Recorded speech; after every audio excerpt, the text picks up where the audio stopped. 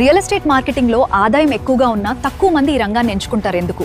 ఈ రంగంలో రావాలనుకునే వారికి, సక్సెస్ కావాలనుకునే వారికి మీరిచ్చే సలహా ఏంటి? రియల్ ఎస్టేట్ చెప్పగానే ఫ్యామిలీ వాళ్ళే బాగుపడడం పక్కన పెట్టరా, బదనాం వస్తుందేమని చెప్పి వద్దని రిజెక్ట్ చేస్తారు. జాబ్ ఉందంటే క్రేజీ, మార్కెటింగ్ అంటే విలువ లేకుండా చూసే పరిస్థితి వచ్చింది. సో మీరు నిజంగా రియల్ ఎస్టేట్ మార్కెట్ లోకి రావాలంటే ఫస్ట్ సంపాదించాలి అనే విషయం పక్కన పెట్టి నేను రియల్ ఎస్టేట్ లో నేర్చుకోవాలనే ఆలోచనతో అడిగేస్తే ఖచ్చితంగా హెల్ప్ చేయడానికి చాలా మార్కెటింగ్ సిబ్బంది రెడీగా ఉన్నారు. రియల్ ఎస్టేట్ లో సంపాదించుకోవడం అంటే ఒక ప్లాట్ మీ కోటీశ్వరుడు అయితే 2 ప్లాట్లు అయితే అట్లా కాకుండా ప్రస్తుత రియల్ ఎస్టేట్ మార్కెట్ లో ఈ స్వహస్తాలతోటి ఒక 100 కుటుంబాలను బాగుపెడితే భగవంతుడు మిమ్మల్ని బాగుపెట్టే అవకాశం ఉంది కనుక welcome to the real estate. So real estate అనేది ఒక అద్భుతము. సో అది లేకుండా లైఫ్ కూడా లేదు. ఎవరేం చేసినా ఎటుపోయినా మనం మళ్ళీ ఇంటికే వెళ్ళాలి. ఏ డాక్టర్ అయినా యాక్టర్ అయినా మళ్ళీ అదే భూమి కొనాలి. ఈవెన్ ఎంఎస్ఎన్ ఫార్మాసిటికల్ కంపెనీ కూడా మన హైదరాబాద్ లో 1500 కోట్లు పెట్టి మళ్ళీ రియల్ ఎస్టేట్ కొన్నది. అయితే కొనాలి, లేకపోతే అమ్మాలి. మనం అవసరానికి అప్పులు కట్టడానికి అమ్మా నాన్న సంపాదించిన ఆస్తులు అమ్ముకోవడం అనేది చాలా ఈజీ అయిపోయింది. అది మార్కెట్ లో మన నాన్న ఆస్తి ఎందుకు అమ్మేది? మార్కెట్ లో బోలెడు ప్లాట్లు అమ్మడానికి, బోలెడు ఆస్తులు అమ్మడానికి. ఈ మాట బాగుంటే మీరు మూట చేసుకునే అవకాశం ఉంటుంది కనుక please do welcome to the real estate and have a great future, have a great life